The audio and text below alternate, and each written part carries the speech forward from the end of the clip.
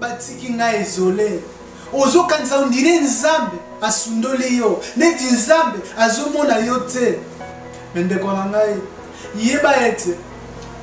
exemple moko mokie na kopesa yo pona bomoi na yo muto kotala émission oyo à travers internet eza maloba vraiment ya kimia ko se négliger te oleki na mutu wana aza na bambongo na bomengo na bajipi ya bandako ndenge na ndenge aleki yo na eloko moko te aza kaka mutu lokola yo aza kaka mobali lokola yo aza kaka pe mwasi lokola yo ko se minimiser te komimona mutu pamba te biso nyonso tu eza nzambe mutakelaki biso tozala mokili oyo te parce que tomilingaki tozala na mokili mais nzambe mutu atiaki yo ozala na kati ya mokili aza na promesse mpo na bomoi na yo kodécourage te na basituation ozokutana nango kose néglige te po ete omoni ke nakomi na suka nakosala nini nakokende wapi nani akosalisa ngai na ntango oyo nga nakutami nango na basituation oyo nga naza nango eza makambo oyo esalaka biso nyonso nga ndeko na yo naza na kati ya poto mais peut-être nde nga nakanisaki mpo na kotika mboka na ngai naya na Europe yango te nga nakutama nango yo oza mpe na Afrique kokanisa te ke biso bato oza na poto toza bien koleka bino kokanisa pete ke tellement toza na poto nyonso epesami na biso na facilité nyonso tu eza vraiment difficile na moya lelo tozovivre ndeko na ngai et surtout biso bato tondimini yesu kolo mpe mobikisi na bomoi na biso toza na baproblème au sérieux eke bible mpe koma bongo soki nga nzete ya mai basali nga boye ebongo bino nzete akokauka oyo tokozika pamba kutu na moto ayebaki pourquoi alobaki maloba wana mpona nini message wana ezali na bibilia eza mpona biso bato oyo toperdre espoir mpona biso bato makasi sili mpona biso bato tozonyonga mpona biso bato tokufeli mpona biso bato tozangi mpona biso bato tozangi bato basoutenir biso et place si ozali okoma komemona ke oza incapable et place si ozali okomi komemona ndeti oza ntina te ndeko na ngai soki olandi video oyo na internet yeba ete na mokanda ya nzambe toza plus de 3000 quelques promesses oyo nzambe apesi na ntina na ngai na yo ndeko na ngai makanisi na biso eza ya nzambe te yeba ete nzambe akelaki yo oyo atiaki yo na mokili oyo ya se likolo esalamaki mpona yo ndeko na ngai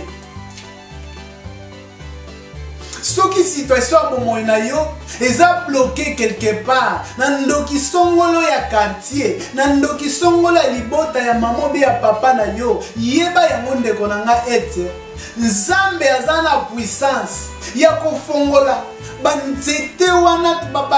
bachaine oyo bakanga mpona kobloke bachance na yo yeba ete nzambe aza capable ya kolongola yo na basituation place batia yo nzambe abosani yo te bien-aimé na ngai sere na ngai ya mwasi mpe ya mobali eplace yo ozali okutami na problème ozoluka solution ozozwa te ozoluka libala ozozwa te ozoluka mabota ezoya te nyonso tu ozosala ezosimba te ndeko na nga kozala na désespoir na vie te kozala na désespoir na vie te yo mutu oza wana olukaka fiska ta mutu ayebisa yo je t'aime mpo se sentir ke naza mutu na kati ya bato omonaka ye te tala ndenge esalaka pasi tala ndenge eswaka na motema tala ndenge douleur wana oza na vidi moko na motema na yo oza na pota moko monene na motema na yo oyo ozoluka vraiment lisungi mpona ete nzambe aya intervenir na ntina ya victoire ya baprojet na yo bible elobi biso nyonso toza fatigué na mikumba na biso toya epa na Yesu ye azali solution na ba situation na yo oyo zo passer suffit zala na kondima nzamba kosala kati na yo